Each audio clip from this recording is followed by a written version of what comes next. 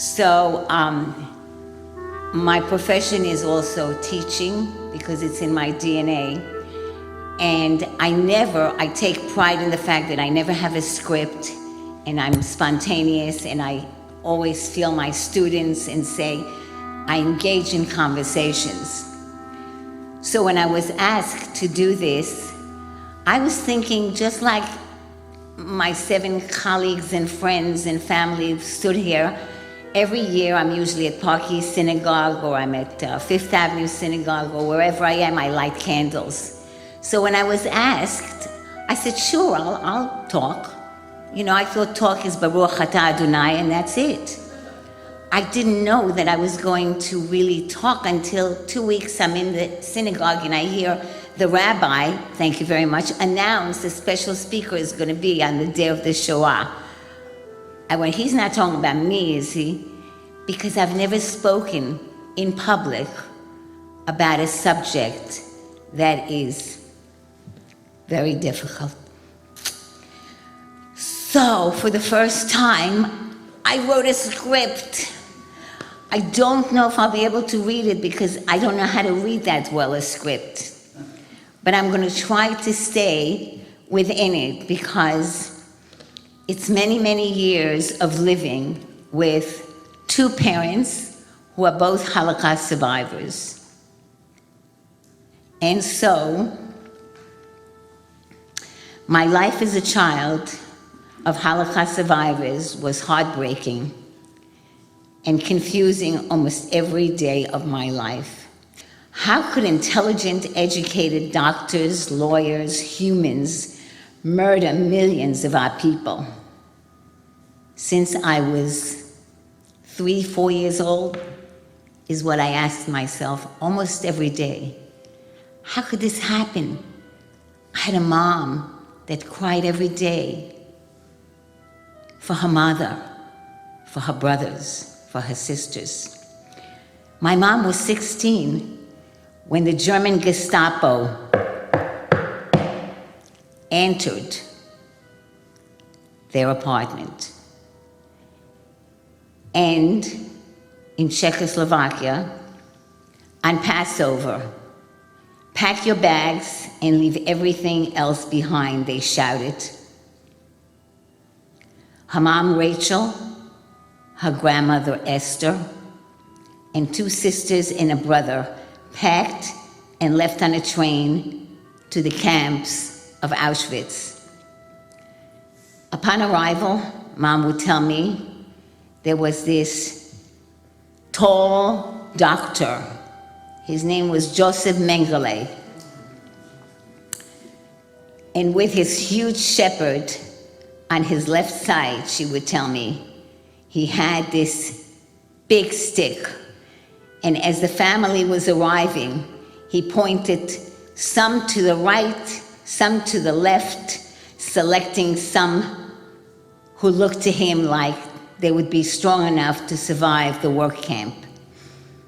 And as he pressed the stick to my mother and separated the family from her, my mother would hear her mother's cry, Friedele, Friedele. My mother's name was Frida.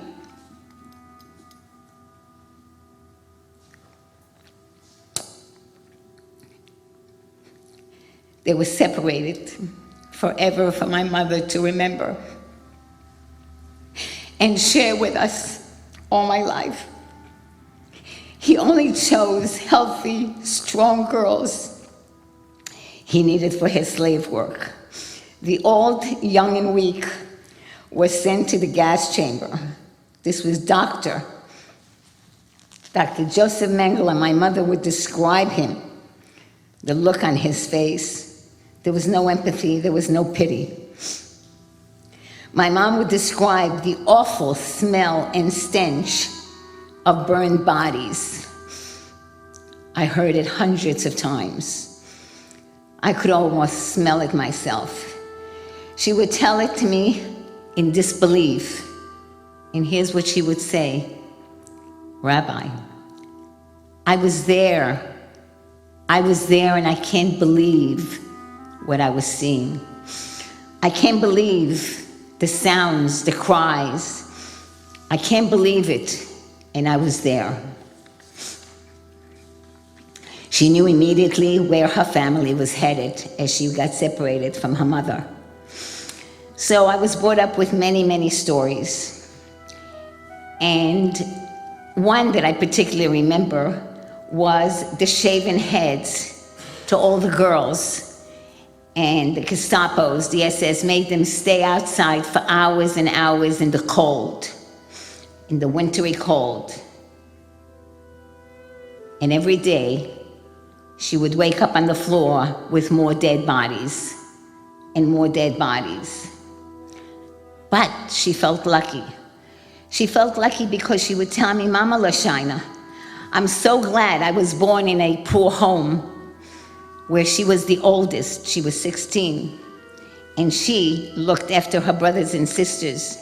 She said, because being born with a silver spoon in your mouth, as many of the German Jewish girls were born who denied their Jewishness and said, I'm a German. What do you mean I'm Jewish? But Hitler made sure to take those girls first. And those girls died first. My mother said sharing a piece of bread was an important part of why she survived. Because one, it gave her a purpose. She felt purposeful. She could share the piece of bread. And many of the other girls were so entitled that they couldn't. So my mom spent 3 years in Bergen-Belsen and Auschwitz, as her last stop was Auschwitz. A prisoner in hell, she would say, a prisoner in hell. My mom never left Auschwitz. And I tell you this because at one point of my life, my mother and I did not really get along very well. She would always see darkness, and I would always see light. And we constantly fought. Mom, it's a gorgeous day. You should feel better. No, it's not. It's a lousy day. So I went to a special doctor who deals with the children of Holocaust survivors. And he said, I want to meet your mom. And I said, Mom, you've got to meet this man. He's going to try to help me. He's my therapist. After he met her, we had a meeting together. And he said, Esther, I want you to face something. Your mother is never leaving Auschwitz. She will stay terribly depressed. And your suffering of nightmares and her never forgiving anybody, especially the rabbis of the town, because she felt that they kept the Jewish people in town because they wanted to keep their jobs. So he said, so don't try to bring her light. Try to share with her how she feels. So right away, almost the next day after seeing the doctor, I said, my mother would say something and it was always negative. And I said, Mom, you're right. It is a miserable day. You're right. And my mother looked at me, she said, stop talking like this. Stop talking like this. This is not the way to talk. And that was the beginning of my most amazing relationship with my mother, who I agreed with everything she said, and she disagreed with everything she said that I said that was negative. And she started to see the light and the brightness because she was trying to give me light when I would agree with her darkness. My father was 19 when he went to fight the Nazis underground in Budapest, Hungary. He was a partisan. Many stories I was told. We don't have the time and the hours. But one in particular was how he killed a Nazi, took his clothes, and pretended to be a German soldier.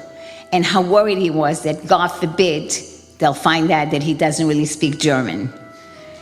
And that was a fear, a serious one. My dad had awful guilt in his life. His parents had a visa to come to America when his mother, Esther, was pregnant for the 6th time, and they had 5 girls. The rabbi advised them not to leave if she gives birth to a boy, and they wanted a boy very badly after 5 girls. Well, a boy was born, Moshe David. That was my dad. And the rabbi warned that if you leave, he will become assimilated so his parents stayed in Romania. Out of 12 siblings, 6 remained.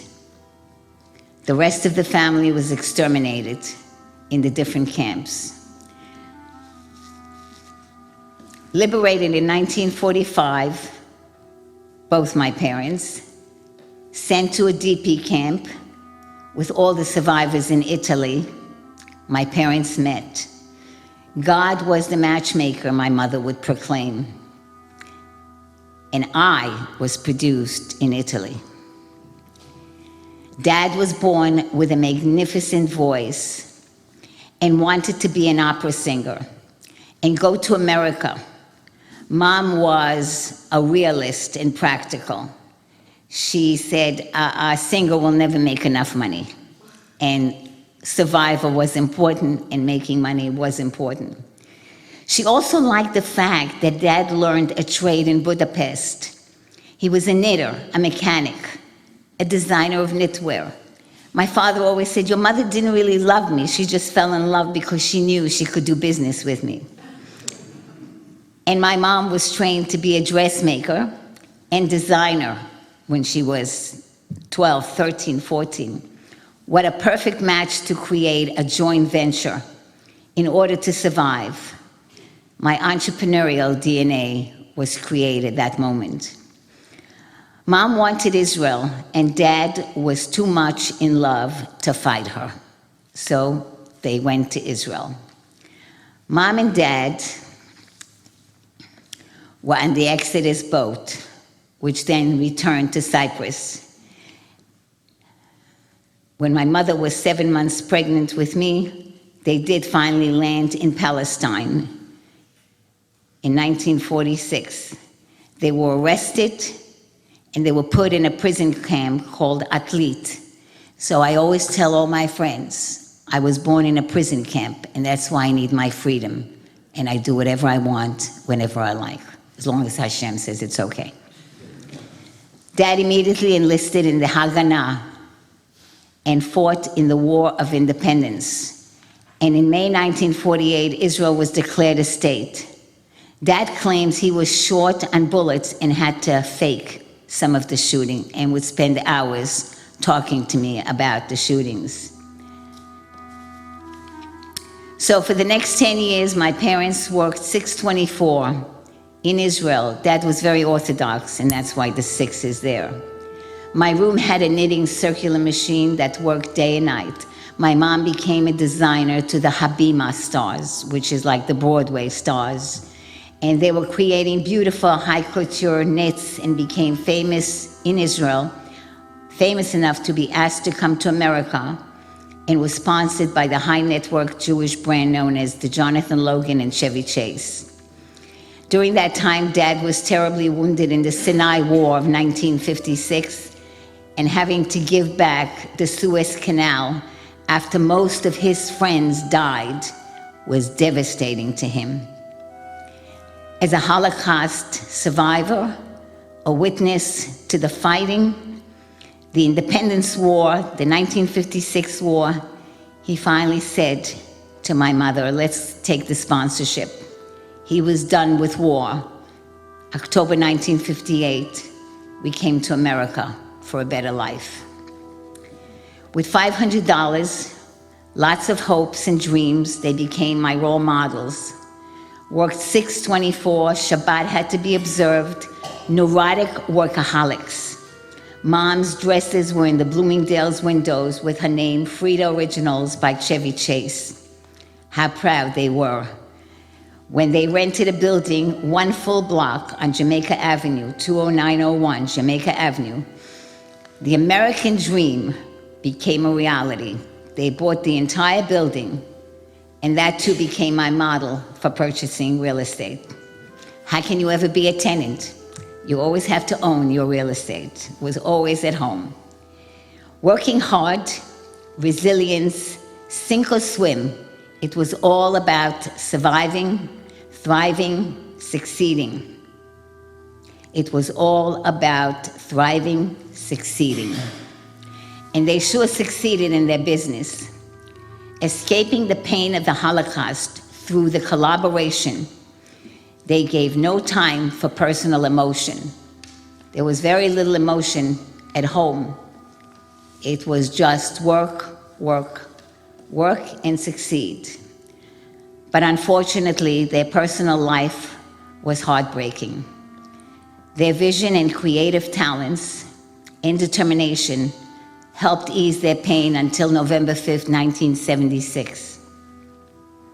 A shock for the entire family. My 21-year-old brother.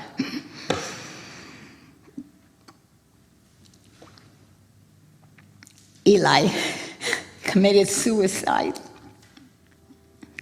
3 months before graduating from the University of Wisconsin. He left a note. I want to make it a better world, Mom and Dad, but life is too painful. He was diagnosed at the time as schizophrenic, and then he was also diagnosed with the epigenetic inheritance, which is Holocaust influence on children, in Mount Sinai Hospital, the study that was done by Rachel Yehuda, the effect of the children of Holocaust survivors. I just want to take a moment because this Torah right here was dedicated to my brother. It's a beautiful Torah that my parents dedicated 45 years ago. And it has the names on it, on the cover, of the family who passed and perished in the Holocaust, right here. So I'm happy to share this with you. Okay. So here I am, 29 years old, divorced with an 8-year-old son, Holocaust survivors' parents who now lost the most precious, their one and only son. They were devastated. They both fell apart. They retired and moved back to Israel, where they were surrounded by other survivors. They weren't called the Greeners, which American Jewish people would give them that name. But they were surrounded by survivors because every home could relate to the Holocaust, and every home can relate to a fallen soldier and a fallen father or a sister. So my role became clear as a child of Holocaust survivors, protecting my parents from further pain, lightening up their lives.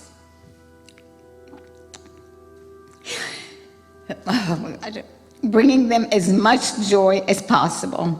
That was my role. So my one and only son, Richard, had this huge responsibility. He's surrounded by the only grandchild to Holocaust survivors. Often he would ask me, Mom, why do I have to play the piano, be good in sports, get good grades, and be good looking? Couldn't you have a few more kids so we can spread the goodies? So here's the good news, because all Jewish stories have to have a good ending. So from the darkness of the Holocaust to the tragedies of our lives, here's the good news. My famous, incredible mother lived till she was 95, Baruch Hashem, to kvel, which means to get joy, to see her one and only grandson and grandchild, Richard, create the Barbie culture icon. And my father was so proud of his grandson's success and the stock doubling because of Richard's talents. My dad liked Wall Street. I'm sure that they know that their one and only grandson has 99,000 employees, and most of them, I heard, since I speak to them, adore him, of course. Smiling from above, even though she would think casual clothes are schmatas, not fashion, she's very proud. As for me, his only child, my dad almost fainted when he saw the mezuzah on my office door at Touro College, and that his daughter is a professor in the Graduate School of Business. as the child of victorious people, not survivors, but victorious people. I'm involved, as the rabbi said, in helping to make Israel stronger.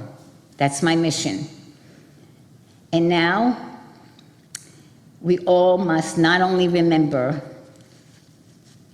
but based on what's going on today, I think each one of us must ask ourselves, what action are we taking to make it a better world for our children? Being Jewish is a great responsibility and a privilege.